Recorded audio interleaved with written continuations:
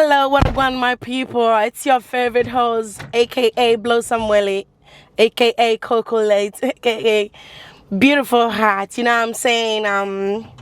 Yeah, it's our third episode, and we're doing it just like we've always done. You know what I'm saying? It's our third episode, and we're doing it like we're doing it good, and we're taking it real hard. You know what I'm saying?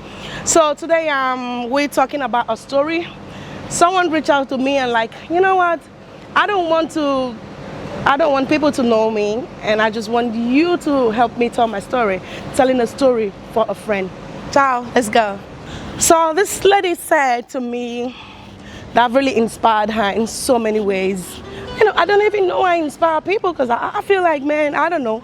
You know what I'm saying? But just grab your popcorn, sit down, and listen to this very good story. So I met this girl. Not like I met her, she reached out to me, okay, after my second episode, and I didn't know she's been watching because she's not in Bahrain, you know. And she said I've inspired her, and now she wants her voice to be heard. And I told her, you can record your story and send to me. She was like, no, she wanted me to tell the story, you know, because we tell stories for people. If you don't want to be on my show, you can as well, you know, reach out to me and then let me tell your story for you. So she got pregnant at the age of 17, and she's African, okay? So she had a baby boy for her first love. And the guy, at that point in time, she was living with this guy, you know. Life was good, the guy was treating her so well until when she got pregnant. Then when she got pregnant, the guy turned ugly. The guy started whooping her, you know, maltreating her, not giving her food, kicking her, even with the pregnancy and all that. You know, so she had to return back to her mother's house because her father is late. So the mom is a farmer. You know, she has to go, like, you know, cultivate people's farm to get money for she and her younger brother to eat. So life wasn't really good for them, you know. It's not like all these other people who are, you know, born with a silver spoon, you know what I'm saying? So that's how she had to return back to her mother's house. And after she did, her mama started working so many jobs just to make sure that her daughter keeps that baby and have a safe delivery. You know, most people register for antenatal and all that, but she didn't have a chance to, you know, get registered. And she had her first child at home. And before she got pregnant, she already had a hand work she was doing.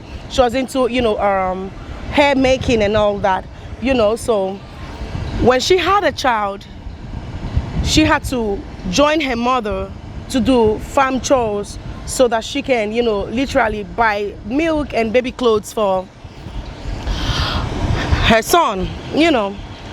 So after all those struggles, you know what I'm saying, she happened to get an opportunity to leave Africa, and then she got a hairdressing job outside Africa. And so she told her mama that she was going to go for it and that she wanted to make it right, you know, and all that. So that's what she did. So let's fast forward to when she left Africa. She left, at that time when she left her son, she was already, her son was already 2 years old, you know.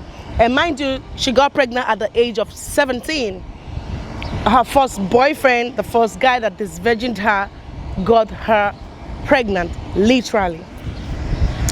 So when she traveled out, you know, she like, oh, she's learned a lot of lesson and she's not about to make the same similar mistakes. So she never, you know, opened up to love or whatever, you know what I'm saying?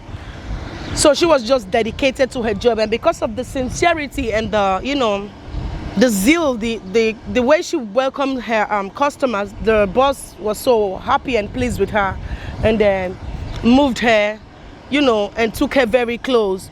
But then they were all sharing a company accommodation, you know what I'm saying? So she's always like staying with like 3 or 4 persons, like she said, you know, they were all Africans, but all doing and working in the same saloon. Mind you, this person is not in the same country with me, okay? But she's been watching my my broadcast, and so she reached out to me, and that's how I'm sharing her story. So when she got to her country, she was doing her job, her boss was very pleased with her, you know, and they were all like living in the company accommodation and all that. Then she met another African brother. Oh, my sisters, you people don't want to hear this part of the story. So when she met this guy, remember, this is the same girl that was like, oh, I don't want to fall in love anymore. I don't want to have anything to do with any man anymore. But she did have something to do with another African brother. So she left the company accommodation and then started living with this African brother of ours. From the get-go, things were very good. You know, the guy was sweet, you know, always there for her, picking her up and dropping her off at work, you know, and all that. So she kept getting her salary until she got fucking pregnant again for the second time. But then what do I know? So she got pregnant for the second time. Mind you, this is somebody that said she wasn't going to give in to love anymore. But then what do I know? So she moved out from the company accommodation and then joined this African brother, which she fell in love with, in his apartment, and they were literally living together as husbands and wife. And from the onset, things were very good, and she was happy with the relationship. She was happy with the decision she made, you know. And then the guy was always, you know, taking her to work and dropping her off and all that. You understand? Then this sister that said she wasn't going to have another child out of wedlock got pregnant again for this African brother. And then things turned ugly overnight. The guy will go out, he won't come back like on time, and when he does come back, you don't, as in the guy keep punching her, beat her and all that, you know, like just the same trauma she underwent when she was back in Africa.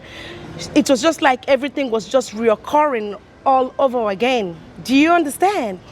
And then she remembered and beat her finger. She was like, I have made just the same mistake that I promised myself I wasn't gonna make.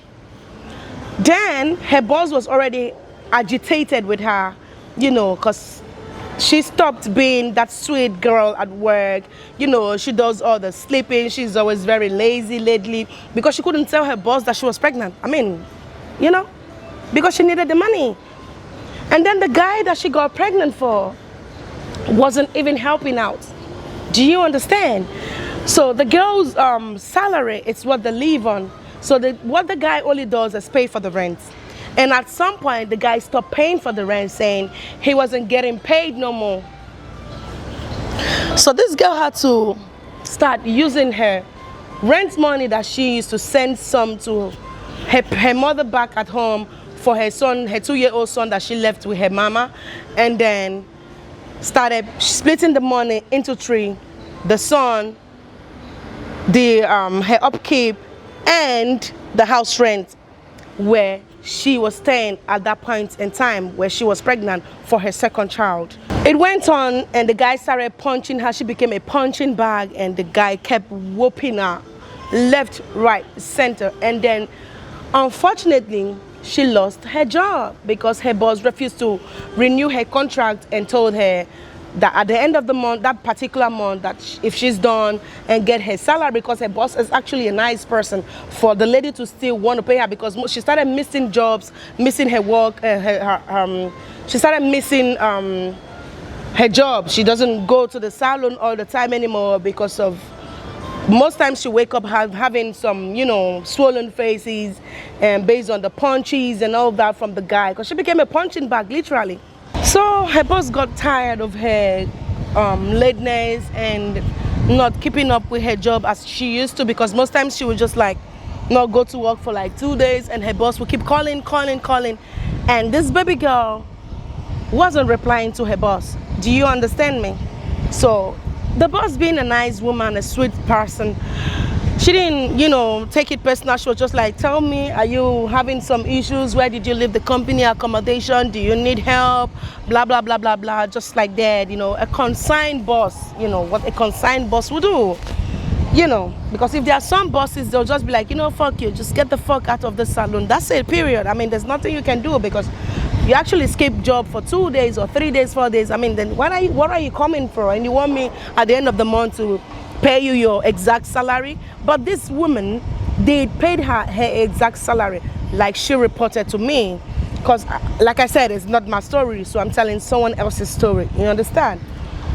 So when this guy knew that this girl that she got pregnant had lost her job, the guy turned more uglier and then started bringing other girls home, would tell her with a pregnancy to sleep on the bare floor, and then this guy will be on the bed with some other girl.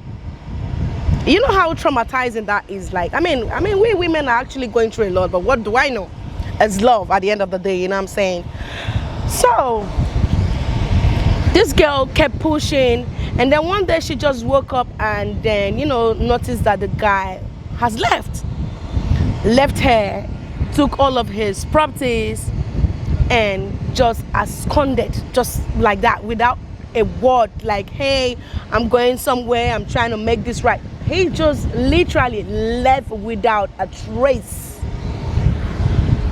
So you know how women are, because we have this superpower when it comes to, like, you know, keeping your baby and, you know, being a strong woman and all that. So she fought it through, and she had to leave the accommodation and went somewhere else to stay. And where she got a place to stay, they told her that she will be cleaning, she'll be doing a cleaning job.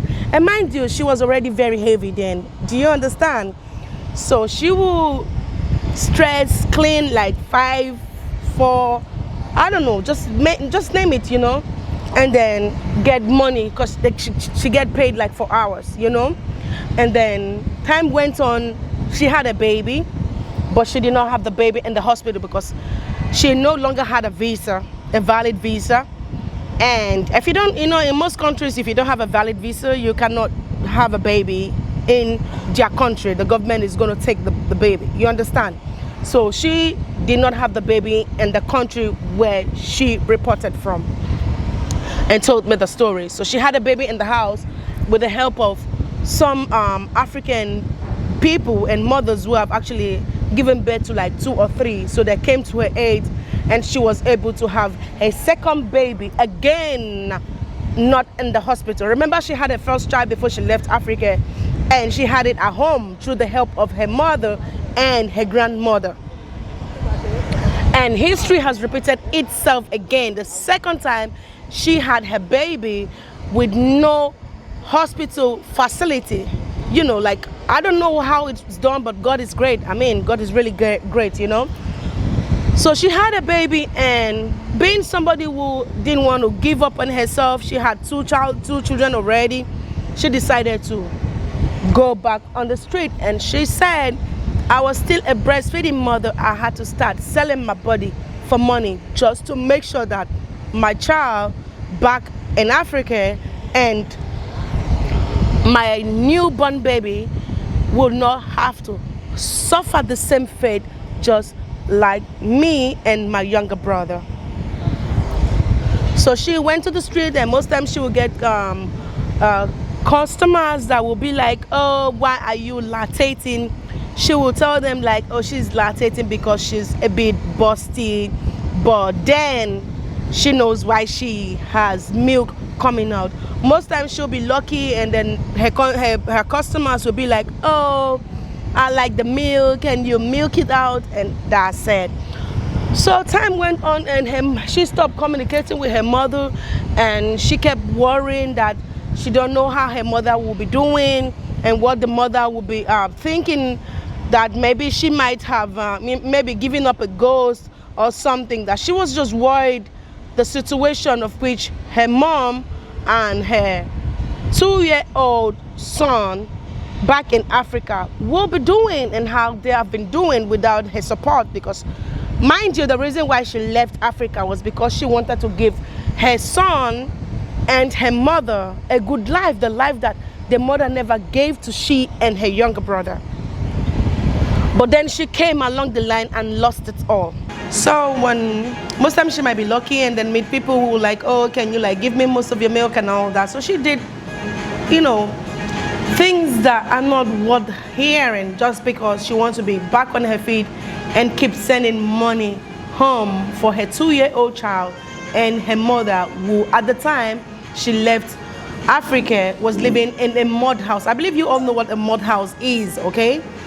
So this guy up to date has not looked for her or tried to reach out to her to know how the child that she, because I know the guy might have had, you know, from 1 or 2 people that, oh, the girl you got pregnant has, you know, delivered of a baby and all that, you know. So she got another baby boy. So she has 2 boys now. So, you know, that's it. And now she says she's been very ashamed to tell people about what she's been going through. But she's seen me and she's saying how fierce I have been. And she just thought like I'm the best person to tell the story. So my advice for all the ladies out there, you know, it's not all that glitter is gold. Most men just want to come to your life and take advantage of you, but you don't understand. And from the initial time or initial period of time, they'll make it look like they have your interests at heart, they want to build with you.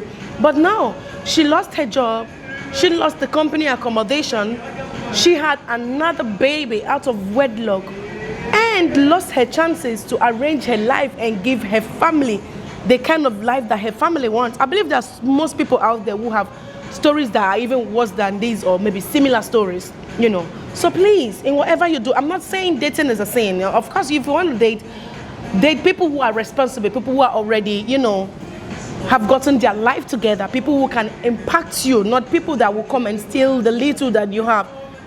It's crazy. What a one, guys. Once again, it's your beautiful host, Blossom Willie, aka Koko, aka Beautiful Art, aka Heba Blossom.